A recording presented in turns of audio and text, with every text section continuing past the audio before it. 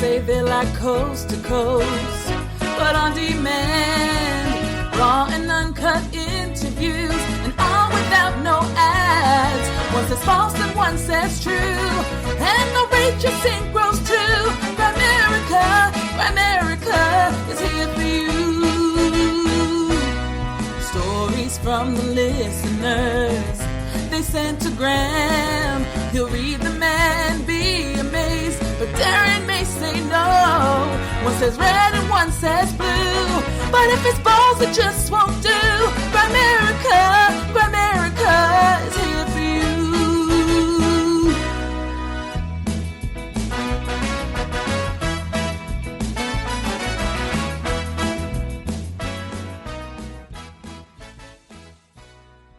Okay, guys, welcome back to the Grimerica show. We're going to be chatting everything Bigfoot with Thom Powell and Justin a little bit later. But first, Graham, I eat pieces of carb like you for breakfast, Dunlop. How's it going, buddy? Hey, I'm doing well. Yeah, I almost got my voice back. How are your 10 a.m. crispy deep fried wontons? Good. Yeah, good. Fucking good, yeah. Actually, I had them for lunch today. Did you? Yeah. Before 3? Are you still on that? No, kind of. No, I'm slowly going off that. Off carbs completely? Slowly. No. Going like changing the time to like 4 and 5. Oh, you're slowly giving up? No, I'm not giving up. Just into a new phase. What's the next phase? I think you've gained weight. I haven't gained weight. Are you lost sure? it. Yeah. Well. I was 192 pounds today. You were? Yeah. Wow. I might actually. The tide might have finally flipped where I'm less than you. That was with my vest on and my steel toe boots. Oh, okay. The guys downtown are doing a weigh-in on Wednesdays. Really? Yeah. So how's it 190? It's all the guys in the Brookfield office do weigh-in Wednesdays. Huh. So I jumped on there. I was 192, but that's with my vest with my iPad in there, a bunch of drawings, my tape measure, my vest, and my steel toe boots. I'm actually about 175. Perfect weight for my height, but with a gut and low muscle mass. I'm 192 in my birthday suit. There you go. Which is naked. That's what I thought. Anyways, enough about us. I hate talking about us like that. Especially you. So yeah, this episode with Tom isn't just about Bigfoot. It's about all things paranormal.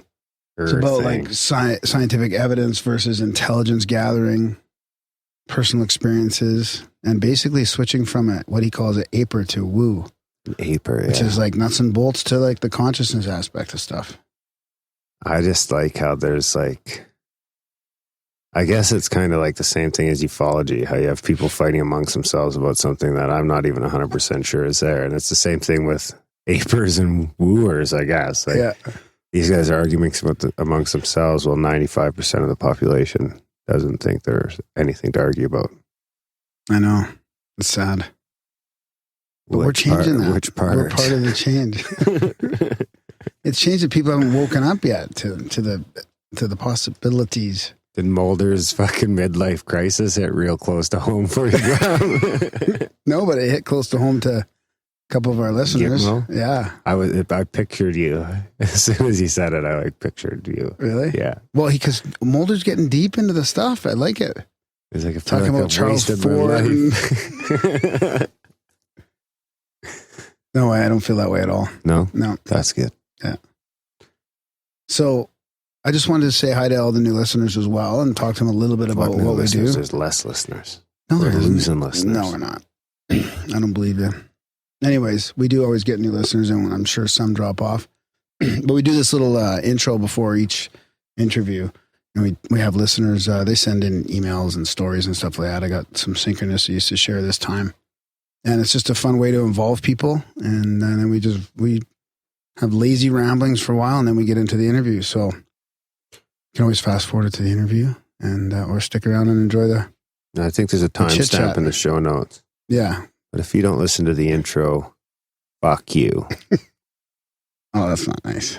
Well, if they don't listen to the intro, they won't hear it.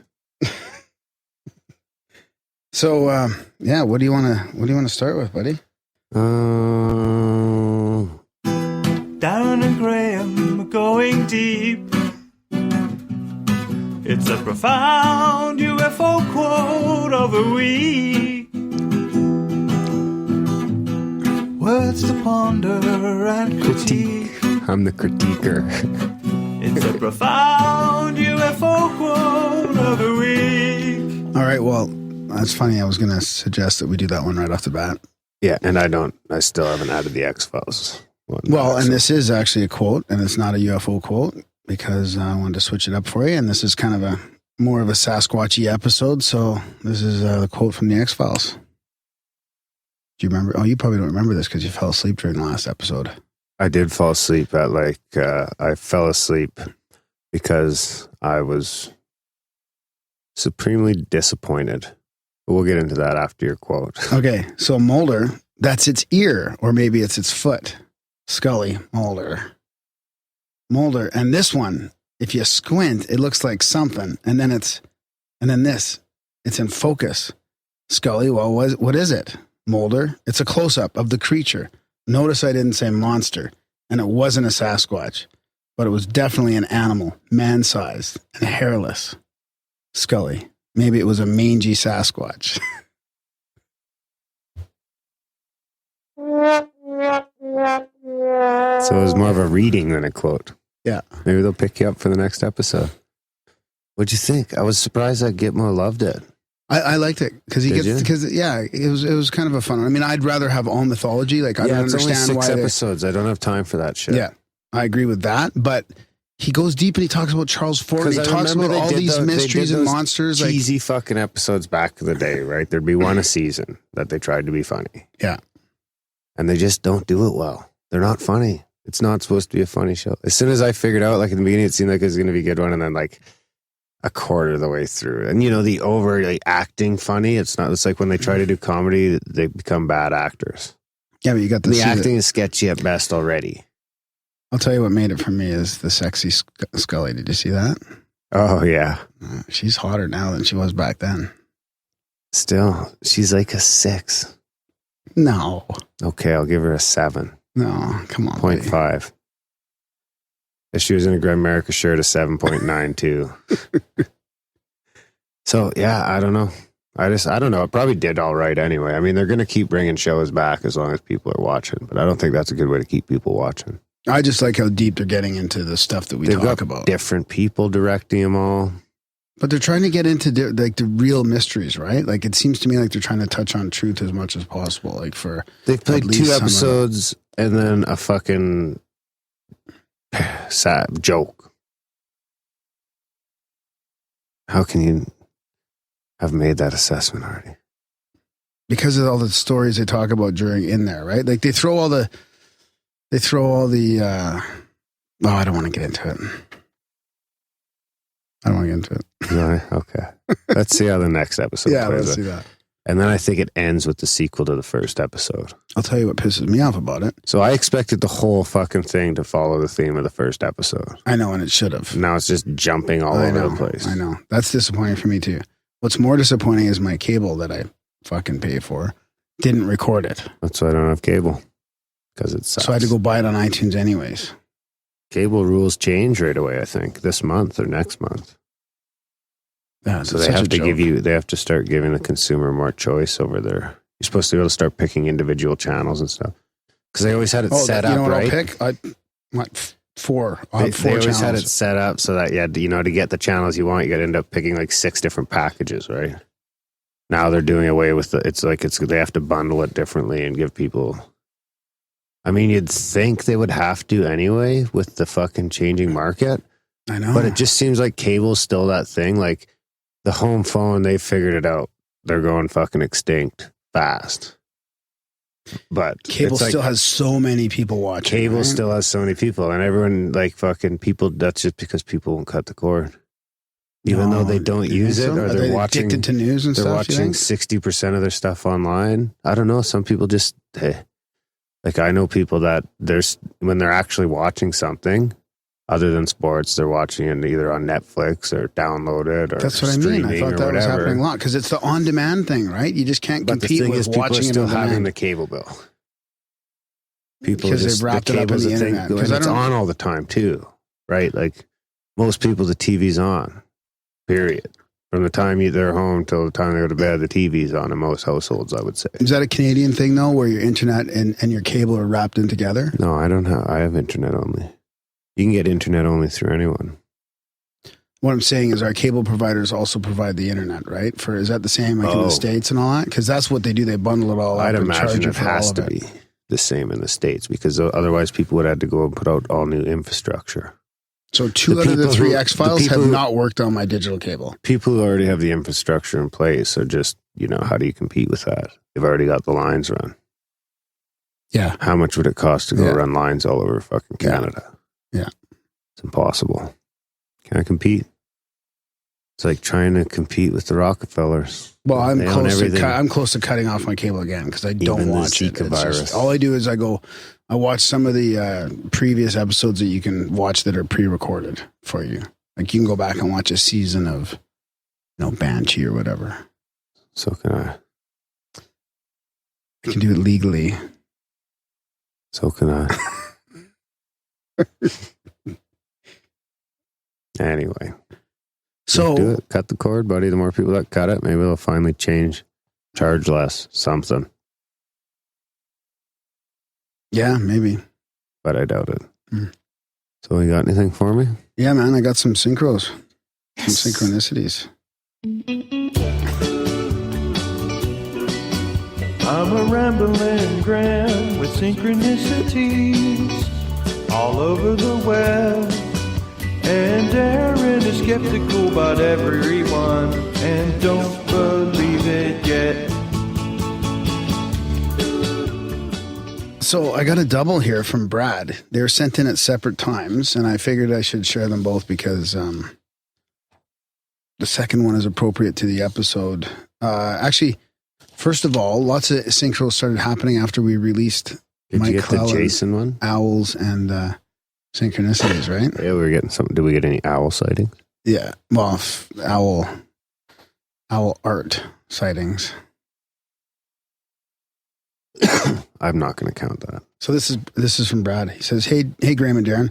First off, I have to say that I recently got introduced to the podcast app on my phone, not realizing initially that it was a free service, and it has changed my life." So that's how we found the show, because they made them put the podcast app on his phone? Yeah, kind of. Yeah. That's what I said would happen. Yeah. And podcast changed my life too. I heard. Everybody heard. I used to watch/listen to podcasts on YouTube, usually Joe Rogan or London Real, which almost caused way too many wrecks, as the only time I got to listen to them is while driving for work, and I can't help but look at the screen. Anyways, as soon as I started using the app, I just happened to come across the Grimerica show after searching for entheogens. I absolutely love your show, and you're basically all I listen to anymore. You and Rogan, of course. So on to the synchro. This actually happened weeks ago after I just got done listening to one of your shows. I decided to drive in silence for a bit and just think. I'm a musician, and I have found that a lot of my best ideas come to me while I'm driving or in the shower. So I was actually running through band names for my new band, and I remembered a conversation I just had during Christmas with my sister and her husband about the tribes of Native Americans that originated in the area we live, central Missouri in the States. Central what? Missouri. Missouri? Are you drunk? No, I got stuff in the throat. Drunk again? I couldn't remember if they were Chippewa or Chickasaw. Chippewa. I pondered this for a few minutes and then gave up. Then I immediately noticed a shiny new quarter in my cup holder. Lately, I've been checking my quarters because I read that there's a Wisconsin quarter that's worth about $100 to $300 because of a flaw in its production. So I grabbed the quarter to check it out, and it just so happened to be the 2011 quarter for the Chickasaw Nation Recreation Area, which apparently is also worth some money, 69 cents to be exact. So there you have it. I'm sure I will be docked points for being late to the show, but I appreciate Darren's skepticism anyways. I'm sure I will send some more synchros your way soon, as they happen all the time these days. Take care, guys, and hopefully someday I'll be on your show. That was from Brad. And he says, P.S. I just listened to both Grant Cameron interviews, and as a musician, I've also had some strange experiences with UFOs, ghosts, entities, and even met the creator on DMT one time. I will probably write back some trip reports soon, as I have many to share. Till then, peace. Well, welcome aboard, Brad. Yeah, please send your trip reports. That goes for everybody else as well. Grimerica Trip Report. That's our jingle from Ephraim. That's not from Ephraim. I know. That's incredibly racist. So, Ephraim's back making ripples with his ice. oh no, ice is he? spikes. Is he? He can manifest ice spikes. Oh my God. So anyways. It's interesting shit, man. You should try it. I did try it. Nothing happened. You suck at it, don't you? I That's do. why you're impartial to you. You're all fucking pissed off because you can't do it and Ephraim can. But my ice cube trays are really small. That can make the difference. How many times you had to say that? I just realized I spelled synchro wrong. Yeah, that doesn't surprise me. People have been bugging you about your spelling. What the fuck is that recently. supposed to mean? Okay. I'm an incredible speller. I challenge anyone to a spelling bee. It's my grammar that's poor. So then we released Owls and Synchronicities with Mike Cleland and Brad from Missouri. So do I have to again. rate the first one? I'll give it a quarter. Answered his question. Let's give it a 7. Wow, generous today, are we? Yeah. Send that quarter in, Brad. Send in that 69 cents. Okay, so this just happened last night to him. Got the email just before the show. I thought it was appropriate because of the owl thing. So he says, I have to tell you about the synchro that happened last night. I was on my way to band practice and decided to start the new Grimerica episode with Mike Cleland, whose work is now my new obsession. So thank you. Right before I get to the practice space, you say something to the effect, I wonder how many people who listen to you are going to start having synchros with owls now. As I pull in and park behind my drummer's vehicle, which is like a RAV4 with a spare tire on the back hatch. I didn't even think about it at that moment, but his girlfriend painted a picture of an owl in the spare tire cover, but it didn't click until later on. So practice ends, and I start helping Alex put his drums away in his vehicle. I look up, and written in the dust on his back of the glass is, I love Owlex. And directly below is the painting of the owl. Well, that's that, and thank you again for a wonderful episode of the Grimerica Show. Until next time. You know what? I gave that one a 7 and roll the last one back to a 6. Oh, I don't know. Are you allowed to do that? I can do whatever I want. I knew you were going to say that. I am the authority. That's what I call it an authority. So, we've got another one. Synchro? Yeah. Just came in? Yeah. It actually just came in. Just came in while we're playing? Is it from Jason? No, but it came in a half hour after I packed up my laptop this morning for work.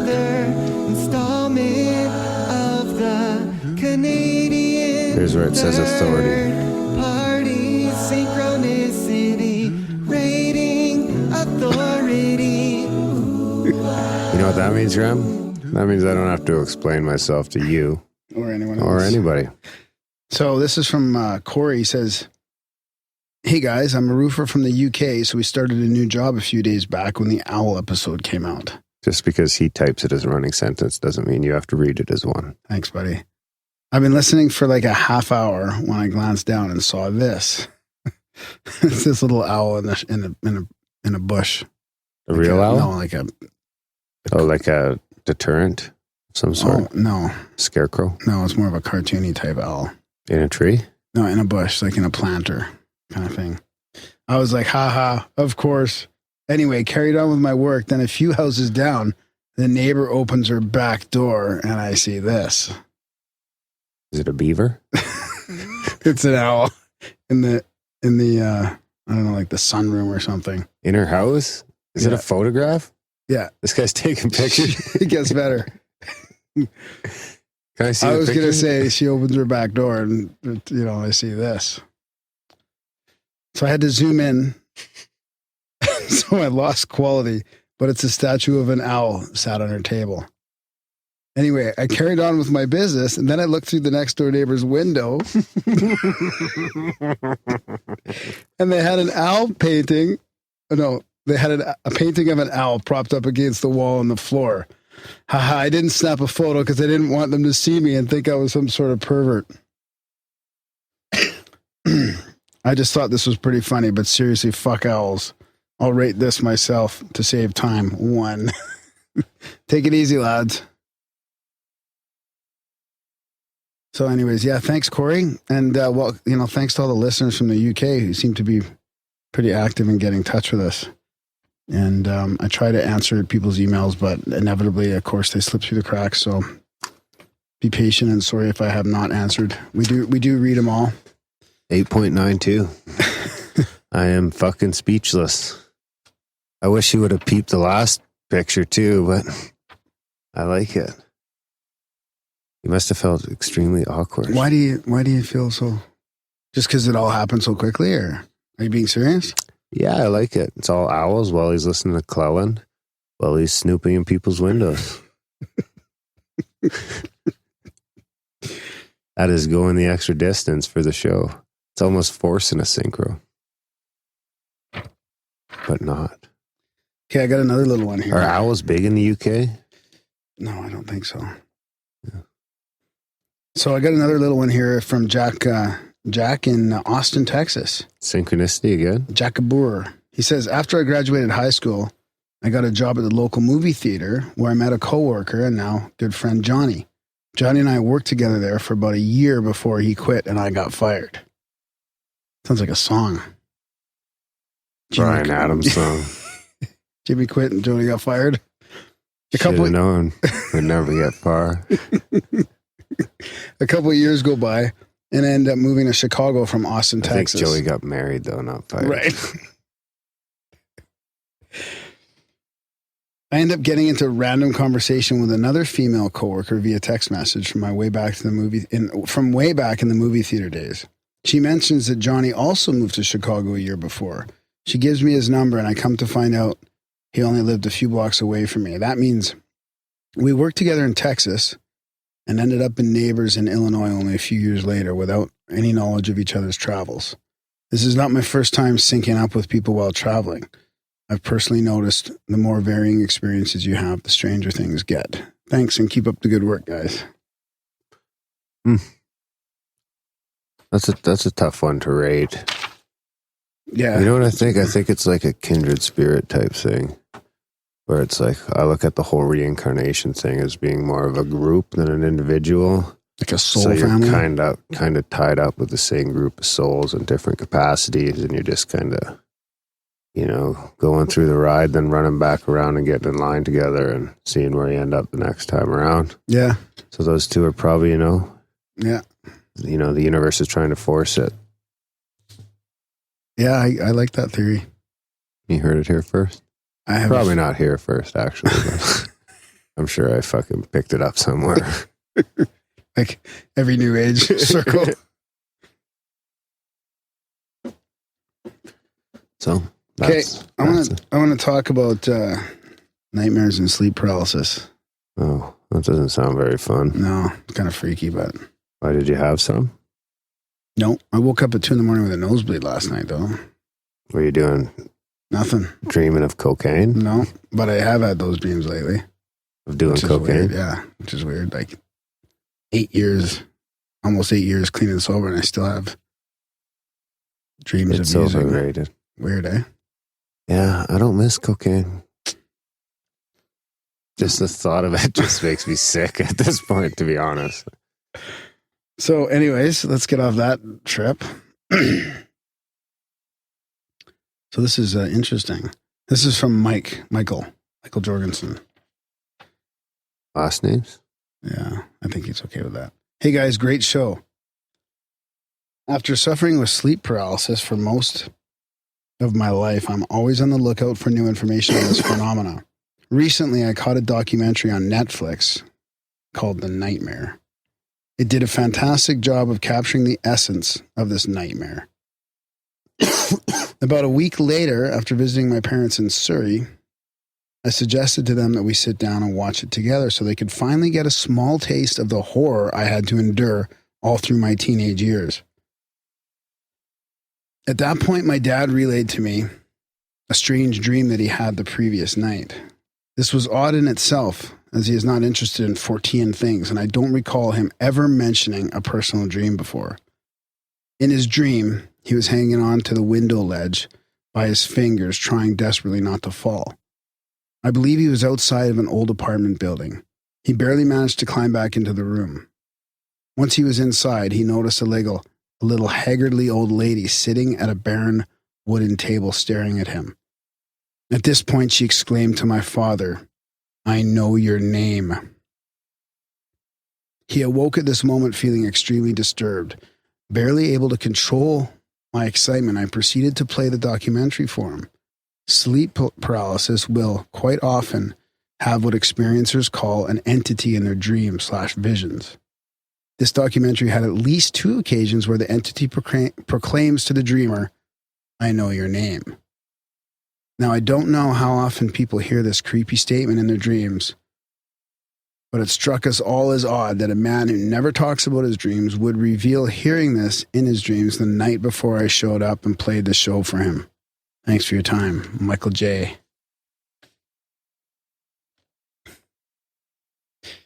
So he says, I watched the movie, by the way. Was it good? Yeah, it was pretty crazy. Is it a movie or a documentary? Well, a mockumentary? No, it's not a mockumentary. Or what's it, not a mockumentary, a docudrama? I think that's the word. What's the difference? Well, docudrama is when they fucking, it's like not. So it's about 8 people sharing their experiences on camera and asking questions. So it'll go through like a question, like the, like the fear part of it or whatever. And they all sort of talk about that. So I was expecting it to get a little bit more into the science of sleep paralysis, but it was interesting how they all had these crazy experiences, and most of them did not think it was strictly coming from your brain. Like there was more of a paranormal aspect of it, even though they accepted sleep paralysis as the reality of what was happening to them. But I know my girlfriend still has like fucking this happened to her. Like it's very similar to some of the accounts. Like demonic entities like attacking and stuff like that. Have you ever been there for one? Kind of, yeah. I've never had anything, so I've never even really been around it or known anyone. Yeah. I think it'll start coming out more often, but you wonder about the past. Like, what are you putting a fucking curse on me? No, it's just people are talking about it now. It's open. People are opening up. This show, the Grimerica show, is opening people up. People are sending in their experiences they've never told anybody before. Yeah. Right? Has it happened to you and you're just not telling me? No. Me neither. No. I get the vertigo a lot, so I think I'm falling. So he says, I forgot to mention I'm friends with your sister. What? Through their friend Donovan. Yeah, this is the guy. My friend? No. My sister? My sister. Oh. I've been wanting him to touch base for a while, so it's good to hear from him finally. He says, I was the guy there the night they saw that UFO/plane from the balcony. Do you remember that? UFO/plane? Yeah, I like that. Yeah. In regards to your girlfriend's sleep paralysis, I think the matter is far more than some random brain cells misfiring. I had it for 15 years straight, multiple times a night. I slept through the first few classes in high school due to never sleeping properly. It's hard to sleep when demons are attacking you every single night. He puts an LOL after, but it's not really that funny. After a while, you start rationalizing the experience, but then inevitably you get one that is so alien, so demonic that there is just no way that it is coming from the dreamer. From what I've read, it sounds just like a DMT trip. DM tree? After that is DM tour. The only solid conclusion I have come to is that while some yogis and enlightened people get a little taste of heaven, nirvana, people with sleep paralysis get a little taste of hell. A demonic satori. It is the most troubling feeling one can imagine. I don't want to believe in fairy tales such as hell, but when you experience the completely otherworldly hatred that these things have for us, then one has to stop and contemplate what it means. All the superstitions our ancestors had are probably rooted in experiences such as these. These entities take and don't give. They are parasitic in a way. I wouldn't doubt that the UFO phenomena is directly linked to these experiences. I have woken up after extreme sleep paralysis where I saw a flash of blue light as I was drifting off to sleep, and then I awoke and saw another blue flash out of the back window. When I woke up, I had a strange mark on my right shoulder. My doctor thought it was strange too and ordered a biopsy a few days later. It came back as scar tissue. No idea what it means, but I'm sure anybody with a passing interest in 14 things would put 2 and 2 together. Thanks, Michael. Yeah, that was well said. That was a good one. I mean, you wonder about people in, olden days, right? Having these experiences and what they chalk it up to. And they don't realize it's, sleep paralysis. Not that sleep paralysis really answers anything. No, just a word. 2 words. So yeah, it was a really, really good documentary. Actually, I'll put a link in the show notes to it. Can you link to Netflix? I don't know. I was just thinking that. Maybe I can't. I'll try. I'll put the name of it in there. This is called Canadian The Nightmare. Netflix? It You was guys are Canadian. both Canadians. So. Yeah. Well, if you just Google how to get Canadian Netflix, I'm sure a couple things will pop up. It's probably an American one. It's probably all over. Yeah, could be. So thanks for sharing, Michael. It's good to hear that. And it was a very interesting docudrama. Yeah, thanks for all the feedback. Good. See that bounce back a little bit. For a while there, we were kind of drying up. Yeah, I like it. Of course, as always, check out Grimerica.ca/support. There's a bunch of different options there. We've had a few nice donations lately. Haven't got any new subscribers for a while there. So get over there, sign up for a monthly. If you find you're getting a little value from us, go ahead and give a little value back. We got options there anywhere from $1 a month to $30 a month. So yeah, that's really helps pay the bills around here. I think there's still some t-shirts left. Yeah, there's pictures on the website, right? Yeah. You got pictures of the t-shirts on the website. That's under right. the support page. Grimerica.ca/support. I've also got some samples of magnets coming in. I think I got like 70 or something for now of the same classic Grimerica logo. Take the shot, save Sasquatch, all 6-inch by 4-inch fridge magnets. They could go in your bumper of your car, wherever you want, really. So those will be in later this week, and we'll figure out something to do with them. I don't know. We'll come up with donations of $5 or more. Get one of those, I guess. Yeah, we could throw some in the mail or something. Yeah, because someone said if we just take one to the post office in an envelope, they'll tell us exactly what it costs to mail. Right. But either way, I think it can be We done could with just try it with a stamp. Yeah, and I'm see sure if it goes. $5 will be fine. If we buy enough of them, we can get them fairly cheap. So, Yeah. so look. I don't for know that. if we're gonna be able to keep track of all that shit though. Like it's kind of hard. We gotta try and get guests on the show. Yeah, well, you know what I think right? I'll do is I'm going to start up just a separate email, like merch@grimerica.com or something, so that we can track it through that. So that they don't get mixed up in your emails and my emails. Well, and we could just forward them if we do get them to that one. Exactly. Yeah. Yeah. And that can be our kind of where we track, Swag. and then we'll delete them as we send How them. about swag@grimerica.com? Swag@grimerica.com. Yeah. So look for the magnets. I'll throw up some pictures of those. And then who knows? Yeah, rate the show too. That helps. Yeah. We got a few fucking ratings that were like 5-star. It was great. Grimerica.ca/iTunes will take you right there if you're on an iOS device. And you can give us a 5-star rating. Sign people up for the newsletter, Grimerica.ca/news. I think that's about it. Spamgram. Yeah. GRAHAM. Anything else? That's it. All right, guys. Well, thanks for listening to the intro. Enjoy the chat with Tom Powell and Justin, talking about Bigfoot, a bunch of other stuff. We're doing a bunch of recording this weekend, and we don't know who we're releasing next. So, surprise.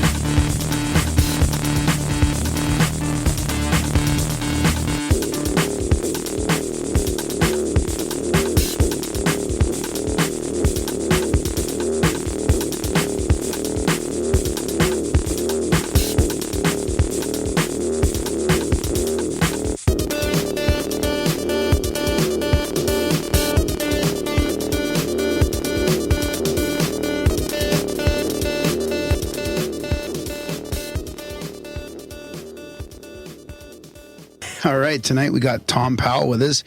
He's an outdoorsman, a science teacher, a Sasquatch researcher who's sort of expanded into the paranormal area. Kayaker. He's a writer. he's an author and presenter. You can tell just from, I clicked on his website before we started up the show, and it's ThomSquatch.com, and he's got like breaking news, government lifts, truth embargo, releases secret UFO files on the CIA's website. So you can tell he's not just a Sasquatch researcher. So welcome to the show, Tom.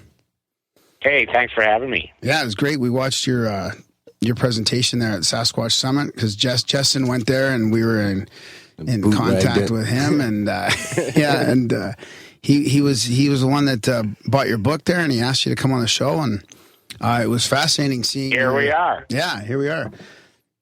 I don't know what you want to start with first. Your book, Edges of Science, your recent one, or how you kind of shifted from like a flesh and blood Sasquatch researcher to more of the kind of paranormal thing. Right. Well, to start off with the book, don't read it. It's totally inflammatory, troublemaking literature. No, in all honesty, it's sort of the advanced course, and I think that it would appeal to a person who's read other books on the subject first, but it does seem that people who have never read a book on, Sasquatch or the paranormal, it's a little almost too much. So you sort of have to have some basis in the phenomena in order to sort of grasp, I think, some of the potential ramifications. So it is advanced, and I don't sit here telling, the world they need to pick up this book. But for the person who's been at it a while and is looking to make some connections, I think that was my goal, is to make those connections. It all started, I guess, way back in the early 90s or before. I was always sort of reading books, even as a kid, by Frank Edwards and these guys who sort of engaged the paranormal. But then when I moved to the Pacific Northwest from my native Ohio, I found that I was in an area where the Sasquatch was, sort of the talk of the town in the paranormal world. But I really didn't take it on personally until I moved rural. I lived urban, and I was a science teacher, and I pretty much lampooned the Sasquatch thing as a scientific sort of we don't take that one seriously, the evidence is terrible.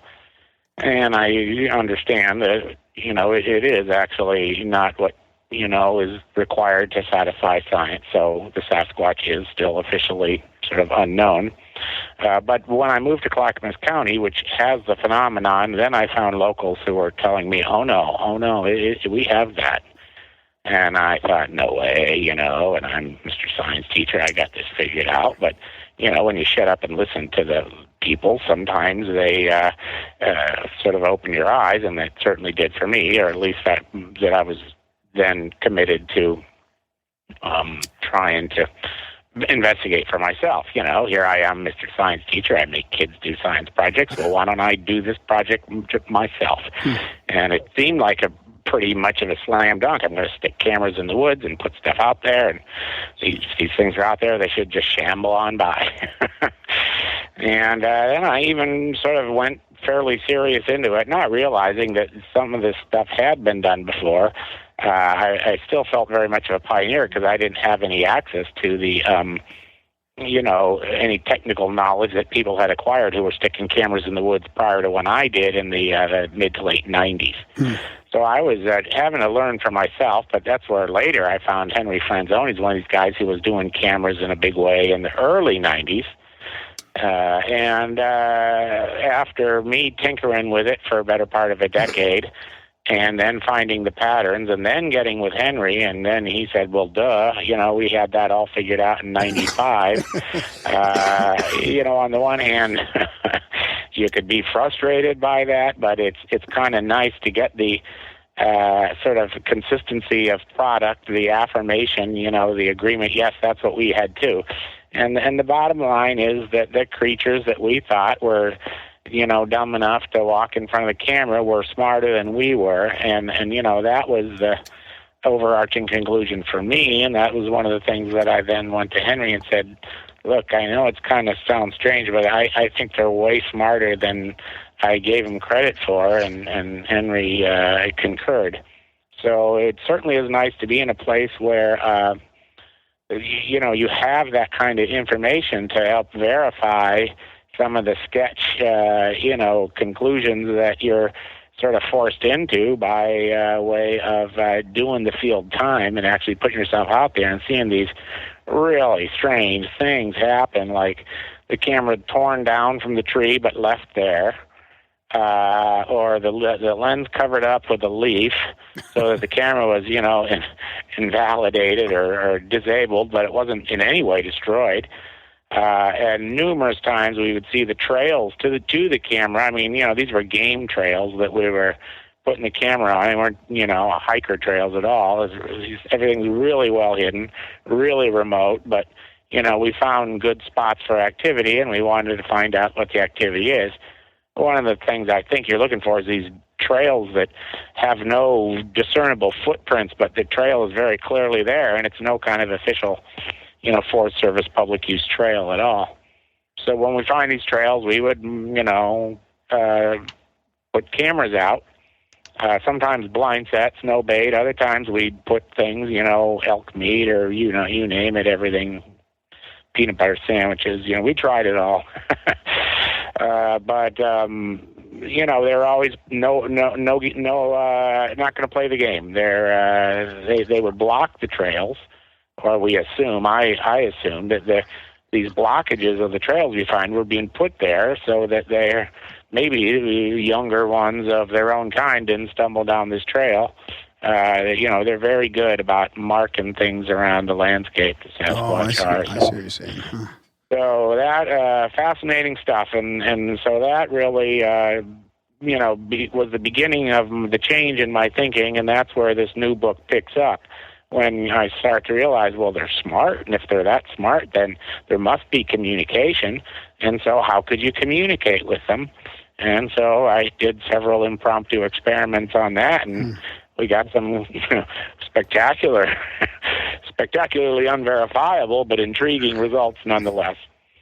Anyway, little by little, it just kept going with, wow, if that's true, then what can you dialogue with them, and what can you learn from them? And we did try some of that, and from that, it seems that if you can believe any of it, and I'm not asking anybody to, but they say, oh yeah, we know the star people, and we don't necessarily like them. When they show up, we get put to work, but yeah, we know those guys. I think that's what I really appreciate your take on that. And you mentioned this in your presentation as well, but the difference between scientific evidence versus intelligence gathering, that you won't just dismiss, hundreds or thousands of anecdotal personal experiences and throw them in this bucket that just, needs to be ignored like the rest of the community. Any of them, right? We talk about that a lot in this show with UFOs and ghosts or whatever else, where people's experiences now, especially now in the age of the internet and the age where there's less ridicule now than even 5 or 10 years ago, people are talking about this stuff more openly. And I appreciate you taking that into account. It doesn't mean that it's proof, but it means that it's like what you say. It's a gathering intelligence that might lead you to, some other ideas. And the patterns certainly are stirring in some cases when you do find that, wow, one of the most interesting things is that the different types of paranormal researchers, who whether they do ghosts, ETs, Sasquatch, Loch Ness Monster, crop circles, there are these really interesting commonalities in what they're all experiencing, and that's what sort of got me intrigued about, well, shoot, if they're all working from the same playbook, then they must know each other. Things like, missing time, electronic failures, people get out there with detection systems and they shut down, just like the ICBMs at that Malmstrom Air Base, that famous story where all the ICBMs shut off. And the same thing happened to Minot, which is, just south of you guys, I think. Yeah. But anyway, so, the ability to control the electronics, sometimes the missing time, the feeling of dread and foreboding and like being repelled at other times, just a lot of crazy stuff like that all of these paranormal researchers experience. They go, wow, here's the real clue to what's going on, I think. Hey, Tom, do you think that the fear that people claim to feel, do you think that's a more of a psychic attack or more of a use of infrasound, as some people say? A little of both, I would say. The question is it coming from within or without? And the answer is I don't think it really matters, but I think the within is probably the easier trick to do. There's all kinds of little telepathic tricks that you can use to undo your opponent, and they seem to be in command of those. And again, that's something that, the UFO people report in some cases, even and things like the crop circle stuff. They say don't go into a crop circle, the newly formed crop circle, if you have a pacemaker, because it'll screw it up. So there is something measurable in some cases, some sort of electromagnetic pulse or something. But it does seem to manifest itself different ways in all of these different paranormal pursuits. So it's really important to study what other people are doing. Don't just stay locked in your ghost thing or your Sasquatch thing. I think the Sasquatch people have their blinders on to other things more than most. And the ET people seem a lot more sort of broad-minded, at least some of them. And so it's been my mission to sort of drag my Sasquatch enthusiasts kicking and screaming into the age of unification, and a lot of them really aren't ready for that yet. They still think they're chasing an ape, and it's like, okay, well, I can't stop them from doing that. In fact, I say, all right, well, perfect. You do that. I'll do my thing, and let's meet back here at this bar in 6 months, and we'll trade notes, and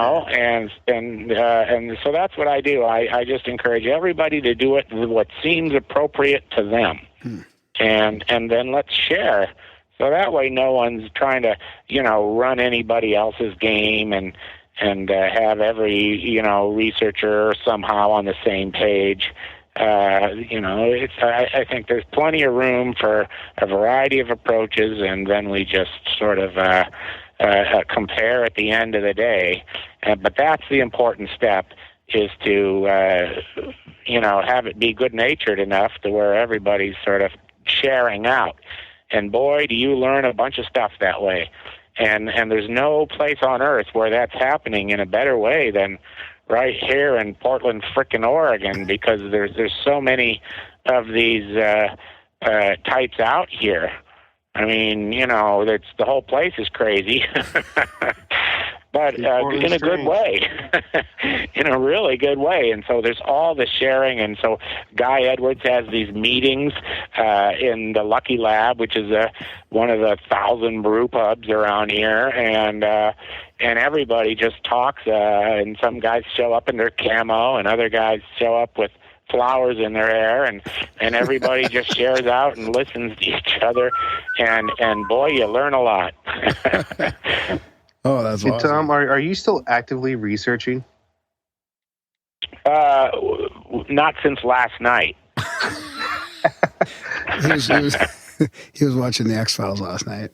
Right. Was it on last night? No, I live on the edge of hundreds of acres of land that I do not necessarily own, but it's public land, and so I can go out my door. I don't have to get in my car, and I'm in this county where it happens. And I'm not too worried about being secretive about my location. I'm on the Clackamas River, which is, outside of town. But the thing is, if somebody thinks, oh, I know a secret spot, well, that's not going to work. They're way too smart for that. They know who I am. I'm a part of the landscape by now, and they know my dog as well. And we go trucking around out there most nights, not every night. And most nights nothing happens, but interestingly, last night, one of the better, sort of sequences. First of all, you start hearing some weird bird call you cannot identify and you've never heard before. And then next thing I know, the dog scrams. He goes back home, which is a couple miles, so there you are. That's interesting. My cat, I was listening to those Ontario Sasquatch sounds, and my cat perked up and was looking at the TV like he doesn't usually do that. Yeah. But Zeus was intrigued. He felt something with those sounds.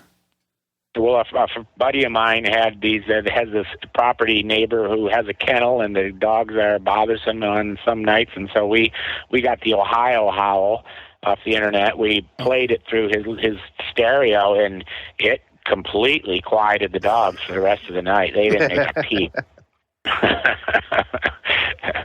So there's an experiment that everybody can try. Yeah, exactly. I might have to try that tonight. Have you had any other personal experiences at all? Well, lots, but I would say this. If you don't put the emphasis on a sighting, then you get a whole bunch of really interesting stuff short of a sighting. Right. And so this is another one of these patterns that emerges when you talk to these people. They go, I was followed, I was this, I was that. Did you see anything? No.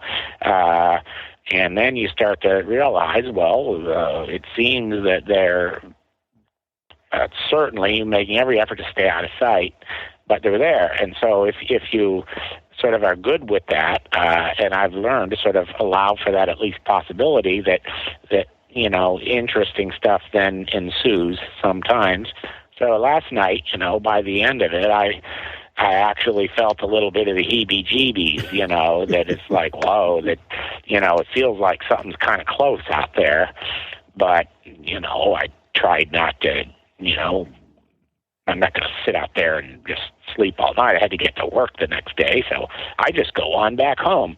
And my thinking is that they must now know where I live because I've had similar things happen plenty of times, and they would, of course, follow this form that's walking around at night with his dog and just follow me back home. So now I can just sort of look around my own property and find interesting indications. Again, extremely subtle. But once it's on your own property, you have the added benefit of knowing that no one else is on this property, at least almost no one, that could be the actual culprit of these little marks and changes and stick structures and all of this. So it turns out that all of that stick business, which is sort of a popular thing in the Sasquatch game these days, there's a lot of validity to it. That you get these creatures that are operating mainly at night, and they're extremely detail-oriented, and they are very good at leaving little clues if you're able to spot them. So what a fascinating game it is. It's really been broken open lately by these people who've really sort of, 10 years ago were saying, pay attention to the sticks. This is no baloney. It's a real deal. And I was one who thought, no way. But I tried it and found that, wow, it's you get amazing things. There's people who put out a little tic-tac-toe board made of sticks, and then they put little agates and things, and then they can actually get little moves. They come back, and there's another one there, and so... Like you're playing tic-tac-toe with them, kind of? Like they'll be in different squares? Yeah, right. That's what they're trying to do. They're trying to initiate some sort of back-and-forth contact by way of this glyph, as you would call them, that is being left out there in the woods. So it really interesting stuff these days, especially with all the new twists and turns that people have sort of come upon and shared out, and then the rest of us all go out there and try these things, and holy cow, what just happened? And it does seem that when you go out there and do stuff like that, clearly they're following you home. And so I've gone to places like 10, 20 miles away, but then that night when I get home, the activity is right there at my own place. Now, they're not coming out to shake my hand, but, there you hear the motion, you hear the calls, you see the things, and left the next day just a lot of subtle things. Is it your feeling that eventually they might come out a little bit more? Because is there other Good question. people Yeah. that have that like ongoing yearly relationship, and then it gets more? Yeah, there's a lot of people now who are claiming it, and of course the flesh and blood crowd, the Apers, as you The Apers, I like that. That's a little mean, but they would say no, it's all imaginary, and it just doesn't rise to the level of scientific evidence. So you guys are just delusional. But there was enough other people going, oh no, I thought that too once, not anymore, and so. That sort of moves things ahead, and you then feel emboldened. Well, all right, let's try this next, and you get some really interesting results. But there is still some pushback. There's people who say no way, and that's sort of where the bit of the dialogue is, or has been in years past. I think a lot of us have finally decided to move past that and just go, well, all right, we're spies. We're not scientists. We're not trying to be scientists. We're just out there spying and gathering intel, and that sort of removes some of the barriers to the kind of information that we feel entitled to collect. You can collect some lot more speculative things if you see yourself as more of a spy than a scientist. That's a great way to put it. That's a great way. I like the Aper too. So an Aper would be like a nuts and bolts ufologist, right? And we of us, the paranormal crowd, are the woo-woos, or just woo, because 2 syllables is so much more work than one. So we're just the woo. I think that was started by Lauren Coleman or maybe Daniel Perez down there in Cali. But it was the woo-woo crowd, and it's like, yeah, well, okay, sure. So we've decided to wear the badge with pride. Hey, it worked for Wu-Tang. Yeah, right. We're working the woo angle. Exactly. And it is a nice, efficient shorthand, saves a lot of explaining. What do you think for people, like, what's your sense of the percentage of, like, let's just say not you guys that are out there actually like researching, but just stories you hear from the locals or the public, or all the sightings or encounters, like what percentage do you think has some sort of high strangeness account? Like, are we talking 5% or 20 or 50? Or yeah, somewhere in between, right. I think one of the things that you see pretty regular is take a guy who's going out there and doing it a lot, really putting in the boot hours. They eventually have something weird that they cannot frickin' identify, explain, even within the Sasquatch. They go out there looking for the ape, and all of a sudden they see this orb floating through the trees. And they're like, didn't want to go there. And even my buddy Cliff out there doing his show, even those guys are out there filming, and they have weird things go on sometimes. They have the weird camera malfunctions, and the cameraman is like, I know, I just charged these batteries up, and they all went dead, or something like that. They've had a few of those, and they just work past them. And I'm always like, Cliff, you were in business. That was your indication. You had it going on. You need to be nimble and shift your research to, capitalize on those opportunities. And the fact of the matter is, it's really hard when you're out there with a crew to do that, because they all seem to want their marching orders that you give them back to the hotel. And don't ask me to, turn around and start filming the other way. And as often as not, the cameraman has the weird thing happen to him, and there's some sort of, there's the cameraman and then there's the on-air talent, and never the two shall meet, but it's like, dude, if the cameraman had something weird go on, film the frickin' cameraman. No, they won't do that. That's just not in their playbook. So, but you get that, people who are out there a lot have weird things happen, and it really changes, in many cases, their whole perspective. In fact, that's where the woo people mostly come from. They started out being apers, and then they turn woo because they've, had enough experiences that fall into this category. Yeah, and I know that's true with me. I was full on. I was looking for the ape man. I was sure I was going to find it. So I guess if you're not a flesh and blooder, then you would be indifferent on whether or not to shoot the beast. That's a big question. Well, you know, I would say I strenuously oppose the idea of shooting one, but I also know people who are doing it, who are out to do it. And I know that I cannot change their mind, and I'm not going to try because it's a fool's errand. But I comfort myself in also knowing that they're not going to succeed. Many have gone before on that path, and they have not succeeded. Now, I'm not saying no Sasquatch has ever been shot, but I am saying that nobody who went out to shoot a Sasquatch ever succeeded. It always happens by accident. Some stumble-bum hunter stumbles upon one. He wasn't out there even looking for or thinking that such things existed. And then some percentage of the time, they feel threatened enough to squeeze off on the thing.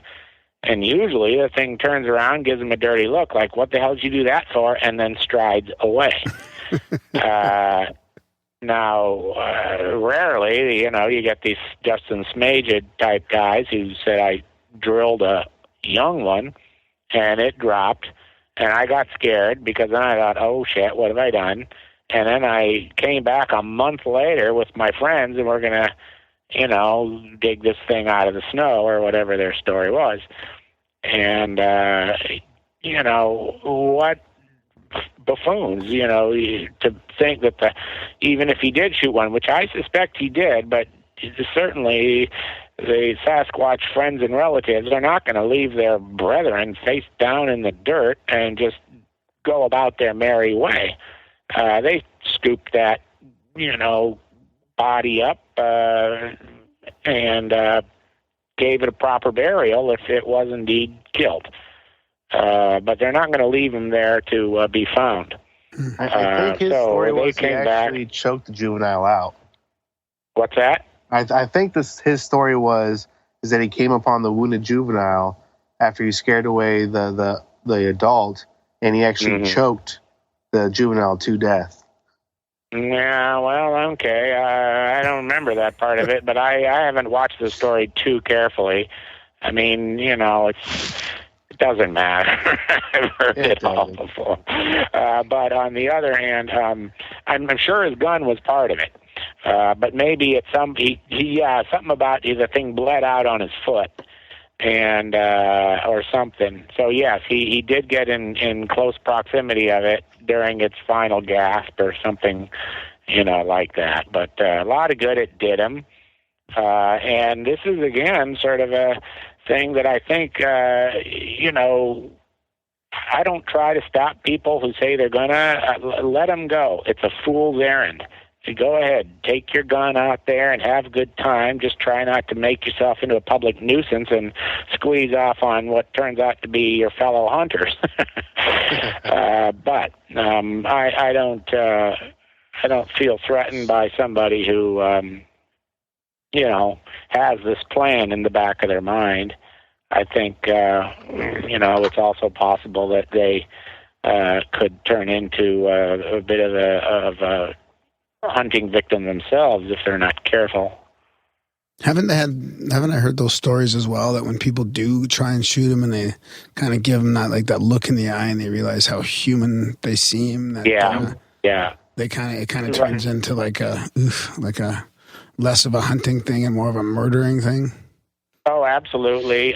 You know, we had a thing here in town. Bob Gimlin came out and did a talk, and you know, people got to ask him this and that, and he said, well, I looked the thing in the eye at a much closer range than is able to be understood by seeing that film clip. But he said, what I saw was a person, there's no doubt about it. And I've heard that line repeatedly. So, once again, science, no. Intelligence gathering, hell yeah. Very consistent intelligence gathering. So, consistent enough that I'm willing to go with that scenario and then try some things. And when I do, that it does seem to bear itself out. They are way smart. And if they're smart, you should be able to communicate. So then the question is, how do you communicate? And the answer, after a lot of investigating and trying things, is definite telepathy. Yeah. Definite. Well, there's enough evidence out there now that is a reality. Like people that, it's the same crowd of people that just ignore the evidence for that too, that ignore all the other evidence out there. So that's fine, free country, but I know where I'm going with this. And so, heck yeah, especially because it doesn't cost anything. And you get these people with these telepathic abilities, and they'll work for nothing. They're not out to make money. They just want to sharpen their skill, and they really love if you're willing to give them a little bit of focus and say, all right, here's what we're going to do, and here's how we're going to do it, and now get busy, and then you get some really interesting stuff. And there is a pattern there. One of the statements you get again and again is, you're in over your head, please leave, mind your own business. Yes. And the other one is that, oh, yes, we are very definitely under direction. We have our role, and we don't venture outside it. And it is taboo to be seen.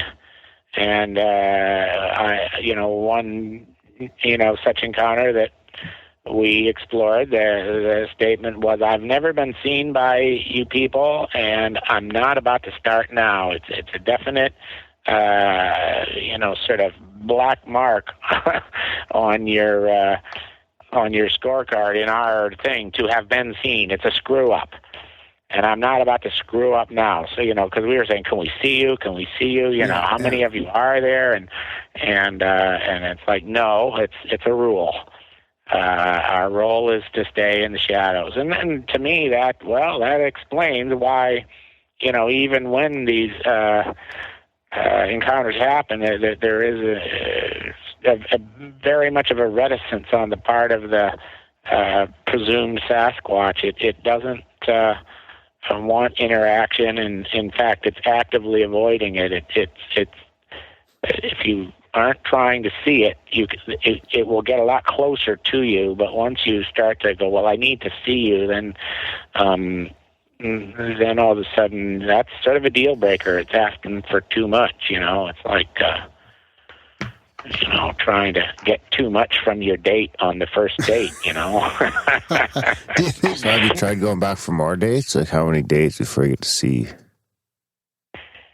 What's that now? Like how many dates are we talking? How many dates does it take? Right, I know. Well, that's what we're trying to find out. We're not getting anywhere. So do you think that? Do you think that as the consciousness changes, though, overall in our culture, like I get the feeling that the same thing is like with ET, that once we get to a certain amount of people or a certain percentage that actually accept it, and once the paradigm starts to break, I almost have a sense that it will open up on their end as well. Oh, absolutely. Oh, no doubt. In my mind, I completely agree.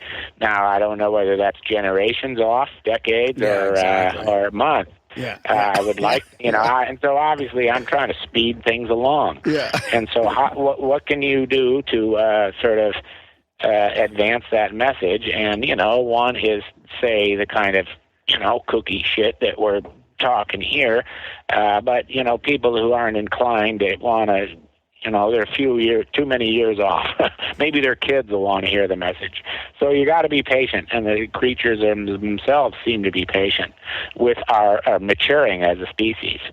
I will say there's one thing that everybody can do that, if you're out there in the woods and you want to facilitate matters, here is a real simple way that seems to be exactly what they want to see. You carry a trash bag with you when you're walking around, and every time you see a piece of trash, you pick the thing up and put it in your bag. And then just be about your merry way and do your Sasquatch research business, whether you're hanging cameras or just out there meditating or anything, but pick things up. and what you start to see is new pieces of litter get put out in front of you. Like, here, take this one too. And that does seem to be, I think, the quickest way of sort of advancing your stock to where they're going to be a little more forward with you. You know, again, don't ask for too much. Ask them to, you know, step out and shake your hand. But they will leave you subtle indicators that they're there, they know, they appreciate, and so on and so forth. Now, if you want to go on the full Stephen Greer meditation thing, then, you know, that seems to work too. You know, I don't claim any real skill there, but I do know people who do, and so I find, well, it works almost better as a wannabe scientist, that I sort of empower them, and I'm the guy who's sitting there with a clipboard writing down what they're reporting, rather than the person who's claiming any particular skill at telepathy myself. Right. Have you been on any CSETI meditations at all? It's a CSASC. Any, what's that? CSETI, like with any Stephen Greer's things? Like, do you have any local group? We just started up a local group here. Well, it's kind of been on and off, but using we rather loosely. Yeah, there's a local group. In other words, here, you drink beer at the same tavern, and so this is what you talk about. That's what research here is around here. Right. But anyway, no, I'm sort of kidding. But you know, that's the fun part of it all, is to sit there and playing your game. But then, sure, we get out there, and yeah, I'd say a quote unquote research group is really just a bunch of guys who's on the same page about what they're doing and trying some different stuff. It doesn't have to be expensive. In fact, that's the neat thing about some of this telepathic stuff. I mean, on the one hand, you are crossing on over to the dark side. You know, it's a little bit spooky. You know, where does this end? But on the other hand, it's not taking any money from the family budget. You know, and cameras on the other hand, and stuff like that. You know, you could spend all you got and more. You know, you really have to sort of pick your approach and not forget that you also have, you know, commitment to staying solvent and raising the family and all this. It has to be a hobby. It can't sort of consume your life, or at least I don't think that's the key to long-term enjoying of it. Maybe we need to. If it's getting into telepathic and things like that, then what about psychedelics? I mean, is there any crossover there? Well, that's Terence McKenna's whole thing. And he says, "Oh God, you know, what is it? Not Datura, but ayahuasca. Man, that's some scary stuff. He can do that, but he says, oh, every time you do it, you run into the same entities. It's completely consistent. Scientifically, it's replicatable. So you know the all of the psychotropic drug thing is definitely a shortcut. It's cheating. But, you know, Carlos Castaneda and these guys have been, you know, doing that stuff. And you know, they do claim communication and enlightenment and everything else. It's just, you know, that stuff scares me. So, again, I'm like, all right, well, you guys do your approach, and I'll do mine, and I will try to avoid anything stronger than beer, and and you guys go do the ayahuasca, and let me know what you get. Yeah, and I got an idea. Let's bring the CSETI meditation protocols of this, like looking at the sky, and bring that into the woods and meditate. CSASC. And that's kind of where that's Stephen Greer. Yeah, exactly. Yeah. Bring like that idea into the woods. Yeah, he's basically transcendental meditation. And the meditation people are always said, well, we do the same thing as the drug people, but without the drugs. Yeah. But now I will say that drugs definitely get you there faster, a lot faster. I've been meditating since I was 17. I'm 59. But you know, it does work. They both get you there. But you know, the drugs are sort of once again cross into the dark side, who knows where that leads. What kind of meditation practice do you do? Transcendental meditation, which is just these 20-minute. You just turn inward and you repeat your mantra, just phrase that bores your mind down to total inward concentration. And then you're just trying to sort of to open up to this, I call it the coconut telegraph, the unspoken form of communication that does indeed exist. And certainly the Sasquatch, being dwellers of the wilderness, would need some kind of long-term communication like that, much like the Aboriginals in Australia who they've even had scientific sort of investigation of this, coconut telegraph phenomenon, that they can communicate. Okay, I'll be back in 3 days. I'm 100 miles out, and 3 days later, there they are.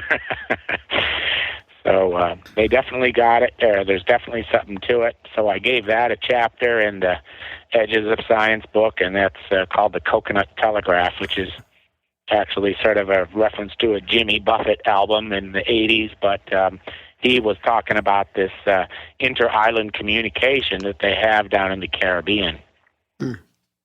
So is is David Paulides' research on missing 411 play into this at all? Like if you've had telepathic communication, or you've talked to people that have, is there any investigation into that? Yeah, I had one. Paulides is all about missing people and trying to establish patterns with the missing person phenomenon. And I know the guy, and I've certainly read his work, and he basically says that there's 4 different possibilities for how these all people exist. Either Sasquatch are plucking them, extraterrestrials, a mass murderer, or reptilians. What about the gut? What about like? These are the ones that he says will hold water. The other possibilities just don't work, But he says, crime is definitely a possibility, but some of these are definitely not crime related, at least the way we think of crime as one human against another. Something else is going on. So, but he doesn't speculate any more than to say these are the 4 categories that are the most distinct possibilities. But he won't commit. What was the 4th again? I had him. What are his 4th again? Sasquatch, UFO, like criminals and reptilians. Oh, reptilians. So this is reptilians, and so I said, Dave, isn't that just one of the ET folk? Why is reptilian different? When I sent him the chapter that I wrote, I said, Dave, is this right? I don't want to say anything that you don't approve of. Because this chapter is about, your work and my continuation of it. Yeah. And so he read it, and I only had 3 in there. I said ETs, mass murderers, Sasquatch, and he said, you forgot one, reptilians. And I said, well, I thought that was just an ET. And he said, no, they're interdimensional. That's different. Okay, so I stuck reptilians back in there. But then I did do some checking, and the one thing that, I investigated a missing person case because it appeared at my doorstep, literally. The teacher across the hall from me's boyfriend went missing in the big lava beds up by Mount St. Helens. And, completely a Paulides thing right down the line, sudden and no trace. He was with somebody else, blink of an eye and he's gone kind of thing, and I never saw again. So I went to Kathleen, this one of the communicators that I know, and I said, would you please log on to the Coconut Telegraph and see if you can get any info on what the hell happened to Chris Zitzowitz? And so she said, well, okay, and here's the things I kind of need. Can you give me some details? And once she had details on time, date, place, they want a picture of the guy that helps them visualize or whatever. And so then she said, okay, I'll get busy. And but a few days later, she, emailed me back and said, well, okay, I asked. And they said, wasn't us. She asked the Saskies, the Sasquatch, what happened to Chris Itzowitz, and she claimed that the response was, it was not us, it was the green ones. And we tried to warn him, we tried to stop him. He did not understand the danger that he was in. But he went sort of willingly, but where he is gone, you are never going to see him again. Wow. So I went to Polites and I said, who are the green ones? And he said, that's the reptilians. And so I'm like, come on, so you are sticking your neck out here, Dave, because he's real guarded, he doesn't want to commit. He's an investigator. He's not a big picture guy. And but he said, yeah, it does seem that that is a scenario that is frequently invoked, but in this case, not by any disappearing person themselves, but this channeler that we employed to sort of get some answers. Justin, I want to give you a chance to jump back in here before we run out of time. I was just hoping to cover some of the personal encounters you had that you wrote down about in your book. Since you already brought up the picking up trash, could you relate what happened to you? Boy, there's so many. I'm kind of fumbling for which one you're talking about. I have something new happen every week. I forget where, but you were with another research group, and you were out in the woods, and they took you out. Oh yeah, in Oklahoma. Yeah. And they were setting cameras, and they were having their big annual gathering. And whenever those happen, it's a big open house. So they want to take all the out-of-town boys and show them their field research. And I must say, the Oklahoma guys, boy, they are serious. Talk about throwing a lot of their personal money at the situation. I was impressed. They're way more equipmentful than we are out here. They got quads and they got trailers full of spy gear. It's amazing. Anyway, so they're showing me around their hillside in the middle of the night, driving their quad, and we're touring their camera sets. And they found some pieces, some possessions that people had dropped or been pickpocketed of in the process of setting the cameras. And then these objects, like a walkie-talkie and some personal photographs, were then moved to a location where quite certainly the person didn't lose them. And so we, started seeing that once again, items that people either leave or somehow part with, and the creatures will pick up and then have great fun moving them to a new location and then testing your ability to find them and reason out exactly what happened. It has all the appearances of a game. And again, game and sense of humor, to me, speak to a higher intelligence. So it wasn't like the first thing that you came across was a plastic bag? Yeah, and that had the photographs in it. And we just picked up the bag thinking it was a piece of trash, threw it in the truck. But later he opened the bag up while he was taking everything to the trash can, and he found the photographs in it. And the photographs were of his friend's family. And so he took them to his friend and then said, how did we find these pictures of your family? And he said, oh my God, I had those pictures in my pocket when I was setting the camera a couple of miles from where they were found. And that was set in the middle of the trail, right? Yeah, sort of a jeep path that we were traveling, yeah. And the next one, the radio, was a stack of rocks with a plastic water bottle set on top? Right, piece of trash. And we stopped to pick up the trash and then tore the rock pile apart. And inside the pile of rocks, we found the radio. It was an expensive radio, too, wasn't it? Yeah, pretty much. A nice one, multi-band walkie-talkie. Probably a $40, $50 toy. Not one a hiker would come across and not think finders keepers. I don't know. But yeah, to me, I was like, oh, someone dropped the radio and go, no, that's one of our radios. How did that, where did that come from? We didn't even know this was missing. Well, then they went and said, figured out whose it was, and they said, where did you lose a radio? And he goes, actually, I did, and I was too embarrassed to tell you. And then that was. So they're always away long from where he stories, lost but we're getting worked. We're getting played like a fiddle. One other time I was wondering if you could talk more about was we were talking about the woods behind your house earlier, and how last night you got the heebie-jeebies. That's not the first time you've got heebie-jeebies in those woods. No, not at all. Could you tell us about the ear-touching incident? Well, again, everything's kind of a long story, but I'll try to whittle it down. But yeah, it started with we were baiting up on the Clackamas River. We were putting out our gifts, we're doing things, we're trying to attract them in, and then we drove 30 miles home. And then I decided to take a walk in the woods before I went to bed, and that's where I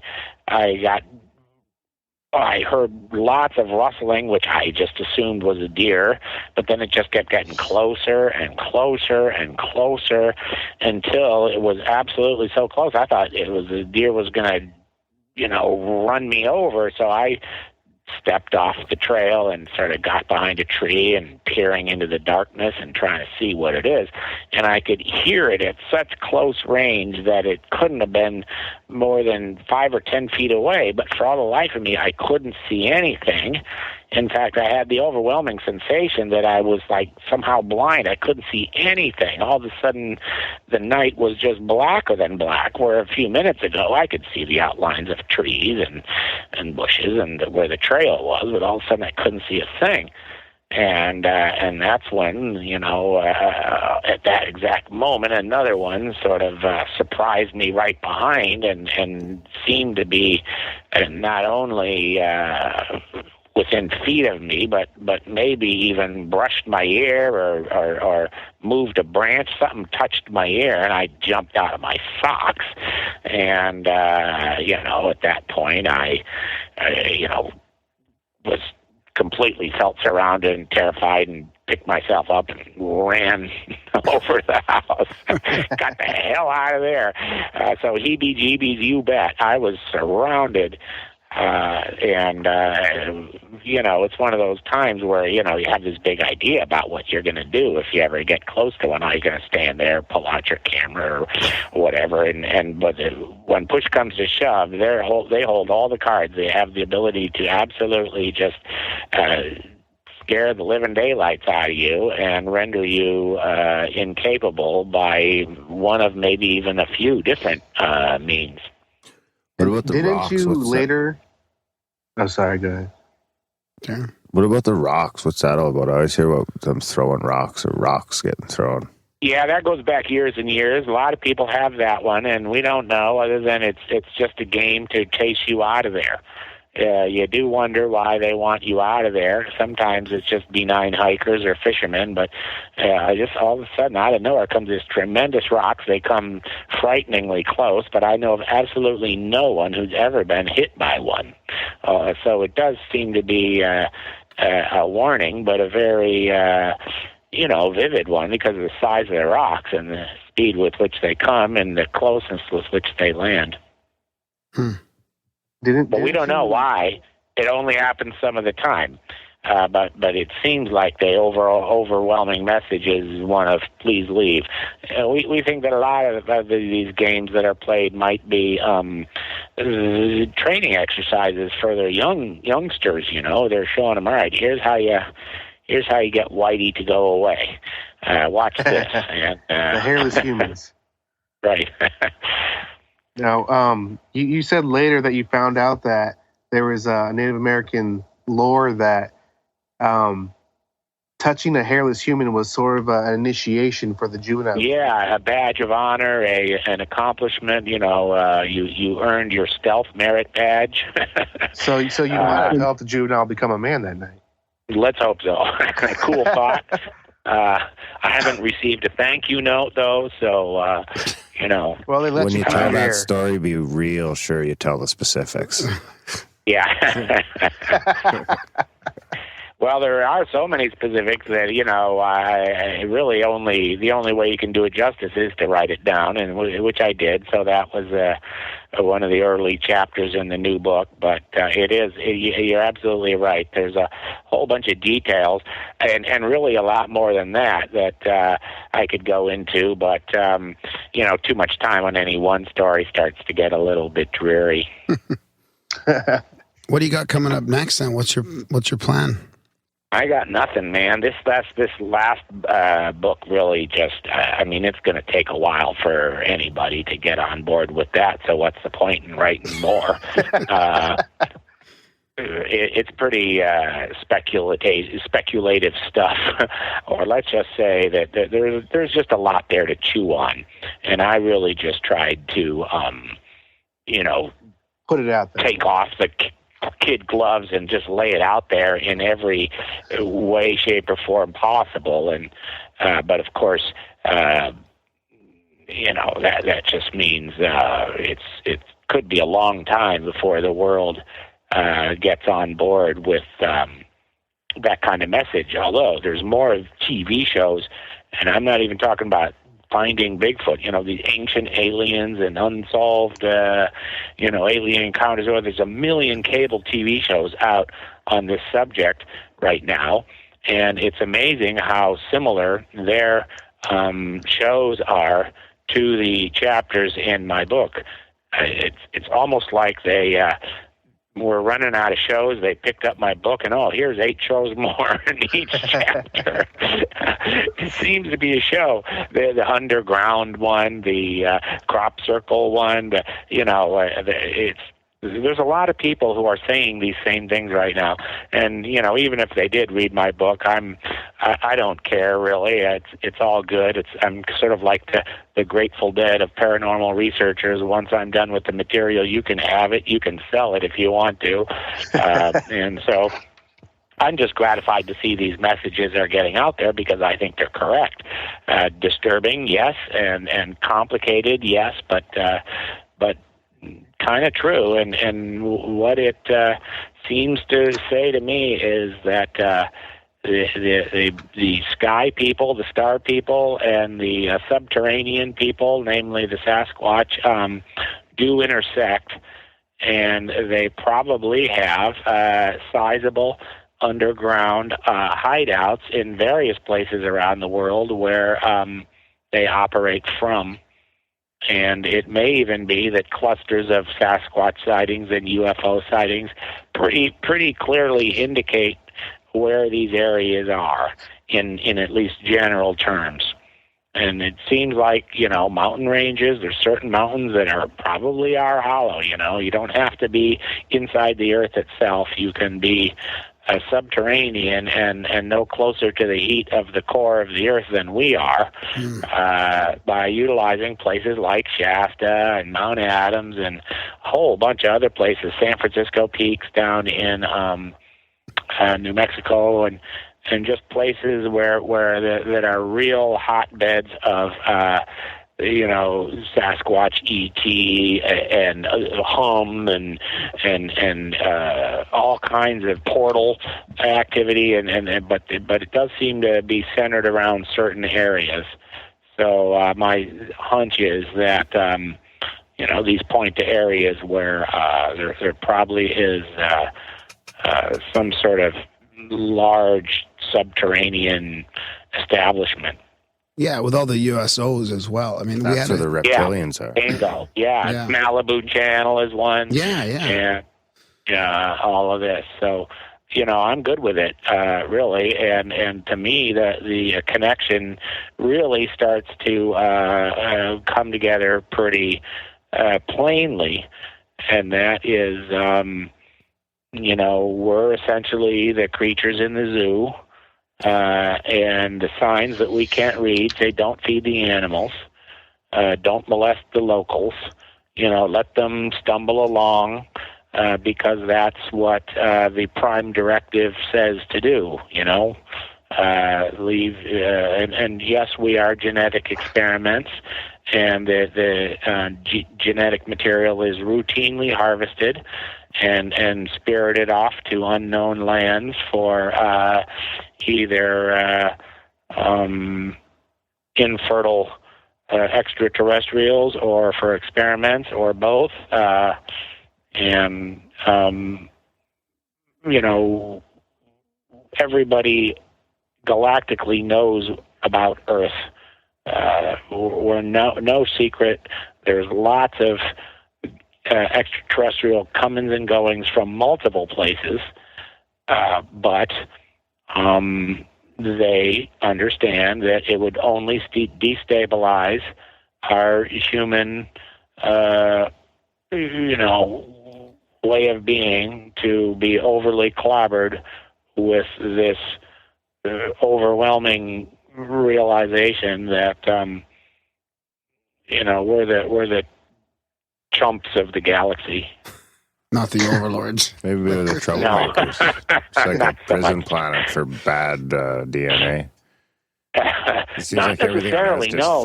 I think the Earth is a jewel. The Earth is a fantastically rich spot, and they don't want it wrecked. And this again is a sort of a message that you get when you try to establish communication with the Sasquatch people or the ET people. Is like, we're worried that you're going to destroy the place. You don't appreciate what you got, and you're gonna, if you ruin the air and the water, you've ruined the place, and they're very concerned that is the path that we're venturing down, and they want to stop us, but they're doing it from the shadows. They may have a video game controller that works us from afar, but they're not gonna come out and land and just smack us upside the head and say, "Will you please wake up and quit heating up the atmosphere with carbon." Huh. So what do your fellow teachers and students think of your research? Or do you keep it pretty quiet, or you're pretty open about it? Well, I used to be kind of quiet about it. I'm not too worried about it now because, they know I'm crazy. They accept that I'm crazy, and so it's all fine.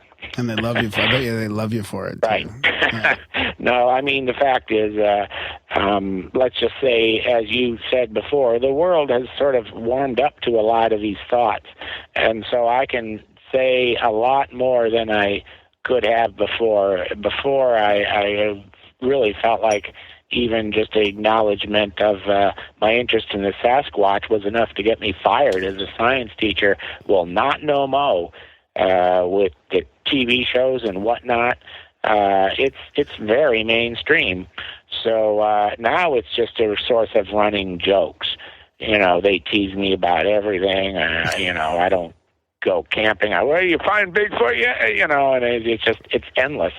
But that's perfect for me because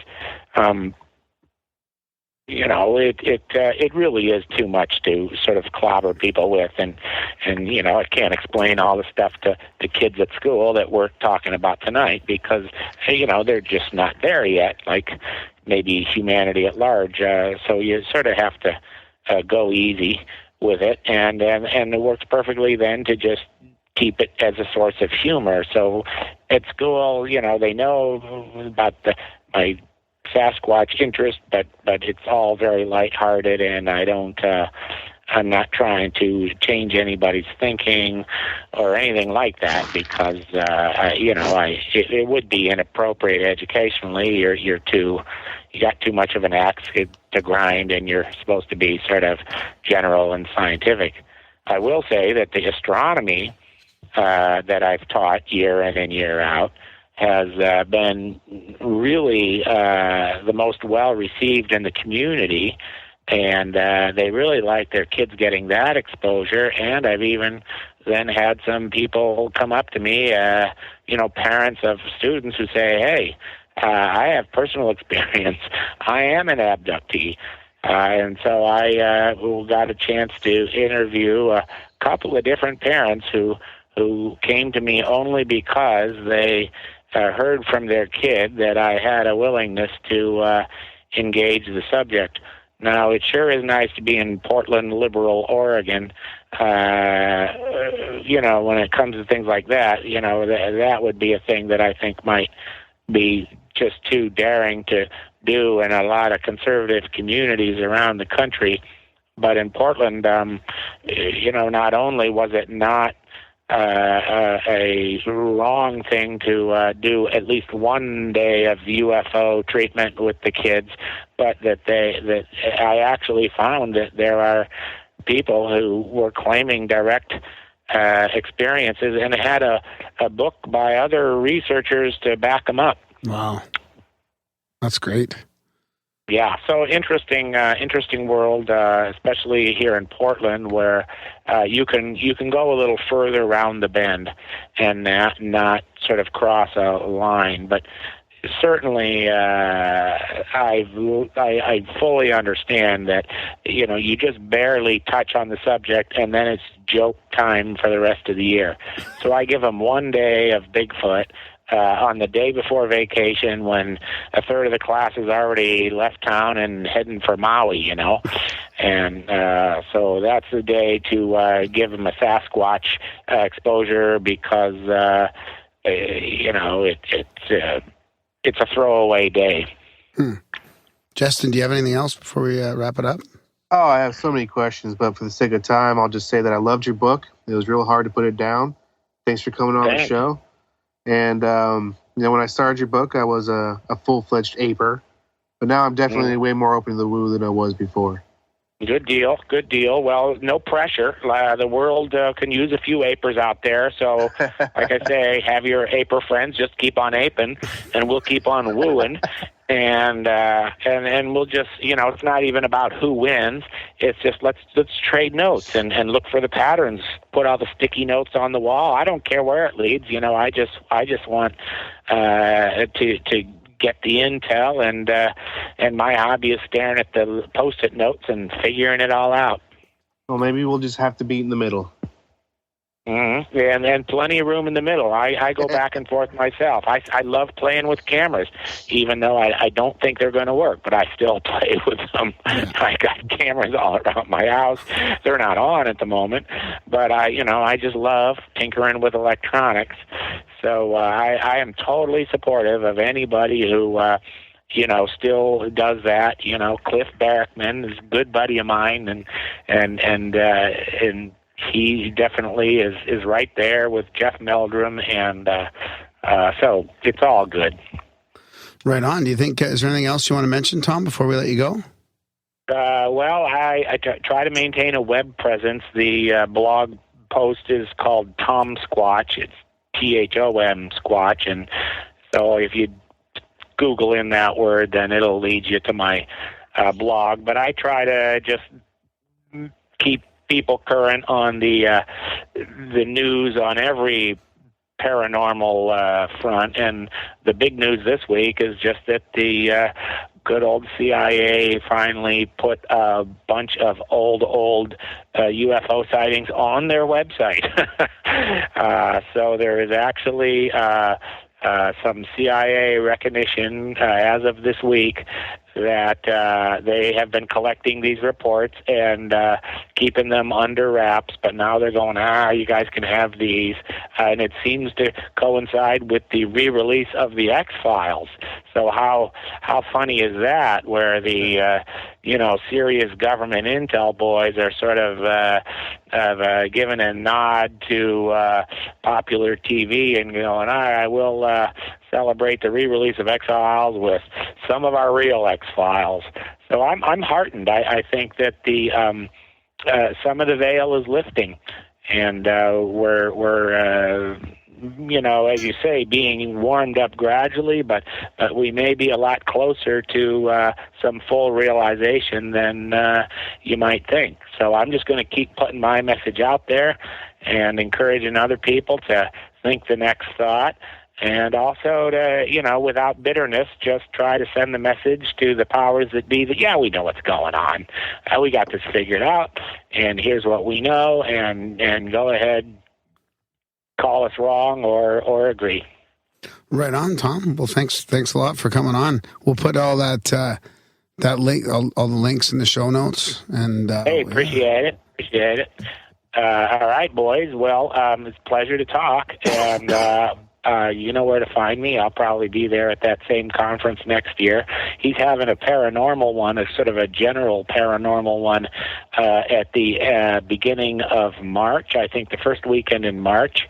There at the Quinault Beach Lodge Casino. They have a huge meeting room there, and so Johnny Manson is doing a paranormal gathering there, I believe, March 3rd and 4th. Nice. Okay, I'll put that in Ocean the show Shores, notes. Washington. Okay, I'll put that in the show notes as well then. All right, I'll be there if you happen to be in town, but otherwise, maybe next year at the summit in November. Right on. All right, well, be sure and come up and remind me. Great talking to you, but we got to talk in person. Yeah, thanks, Definitely. buddy. All right. Take care, Tom. All right. Okay. Thanks, boys. Take care. Good night. Bye. That was a pretty good one. Yeah. That was our show with Tom. We roll right into the outro now, Justin. Surprise. I told him. Oh, did you? Okay. I'm on it, Darren. I'm on it, buddy. That was great. I love that, man. I saw his presentation there, and I love how I love how he talks about, because it's what I've been thinking about lately, about all this evidence and people, this desire for absolute proof, and it's like, no, let's just gather intelligence. Yeah, I'm gonna need the proof. Why? You're just being difficult because I'm in the room. You're the believer in some circles, but not with me. Yeah, when he texts me, it's all about, hey, have you heard the new evidence? Yeah. Have you heard the new evidence, dude? Don't tell Graham. Don't tell Graham. Well, what did you think, Justin? I'm glad you guys liked him. I was pretty sure you would. The presentation you guys watched on YouTube, that's the exact one that I saw. I was pretty stoked when I saw it up online. I could go back over it. But I just finished his book, and it was a page turn. It was really hard to put it down. There's a lot of stuff that we didn't cover, and I encourage anyone to purchase the book and give it a read. It's just so many aspects of everything we talk about, and not just on air, but through texts and emails and whatnot. And it's definitely worth a read. Would it make Darren a believer? Would it turn Darren from an aper to a woo? Then I saw its face. A whooper? A whooper? Or a waper? There it is. A waper? But you're not an aper, Justin. You said you were a full-fledged aper. I didn't believe that. I didn't even know there was any serious other way to be. A flesh and blood. I think that's what he meant by using the term aper. Yeah. Because it is in his. Yeah, I always felt that if Sasquatch exists, I'm not saying that it's not. Then it is a biological entity, just an undiscovered animal, and more than likely an ape, a wood ape. I always kept the door open that it could be more. Because there are so many reports of interdimensional or psychic Sasquatch and disappearing in the middle of the sighting. even seeing driving UFOs. There was flying or driving? Both. There's there was one account of someone reporting a Sasquatch reading a newspaper, like on a park bench in the book. I just saw that recently. That must have been in Tom's presentation. Yeah. There was one about a cross-dressing Bigfoot in a parking lot. In San Francisco? No, it was here in... I see what you did there. San Francisco. The chances are that's where it would be. Not that there's no, it was here in Washington. It was at the Mima Mounds. Oh. And it was in the parking lot of the Mima Mounds. There was a lady and her mother... long road trip, decided to pull off, get some fresh air, pull in the parking lot, and they saw gay Sasquatch. Yeah, it was a Sasquatch that was like wearing, and like all the clothes seemed to be bright and brand new, like brand new tennis shoes, a brand new skirt, a brand new sweater, wearing like leather work gloves, and kind of like holding up its shirt or, whatever, his sweater, kind of trying to cover its face, like trying to be inconspicuous. But they both said that they just felt this dread and kind of like it was saying, like, get out of here. You don't need to be here. You don't need to see what we're going to do. And they did. They just left. And she reported to MUFON, I believe, or maybe it was the BFRO. And Tom followed up on it. Yeah, that could have been it. Drag Sask. Yeah, drag sask. Cool. Sea sass, drag sass. Well, it's tough in today's world of freaks and sex fetishes. Like, who knows? It could have just been a dude getting his rocks off. A really tall, hairy man. Exactly, not Graham. Not Graham. Well, a friend of mine played Sasquatch in the ads, right? The kokanee Sask with the shorts and everything. Like yeah? Yeah, he's a big guy. That's cool. We should get him on the show. So you're saying we could have an interview with Sasquatch. Jesus. This whole time, Graham? Really? Because he was the one that actually, like, packed up my stuff on my ex when I went to pick up my stuff from my ex. So I actually, Sask kicked me out of... Or not jeez. He was with her? Not with her, but... I'm surprised you're not pro-kill, Graham. Stuff. I'm surprised you're not more pro-kill. No, he's a good guy. I like him. No hard feelings there. Yeah. Well, as always, guys, check out grimerica.ca/. He's gay too. Maybe he's... What? He's gay too. Maybe he's the guy in the cross-dressing. Maybe he was the cross-dressing Bigfoot. Not that there's anything wrong with that. Okay, guys, check out grimerica.ca/support for all the different monthly donation options, one-time donations. Help us stay ad sponsor, affiliate free, all that shit. All 154 episodes. Grimerica.ca/support. Review the show wherever you can. Share the show wherever you can. Tell your friends about the show. Spam Graham. Sign up for the newsletter. Anything else? I think you covered it, buddy. Thanks. Read the blogs. Read the blogs. Yeah. And comment. And Napoleon just came out with one. Yes. And if you want a blog, spam Darren. Thanks for listening, guys. We will see you next week.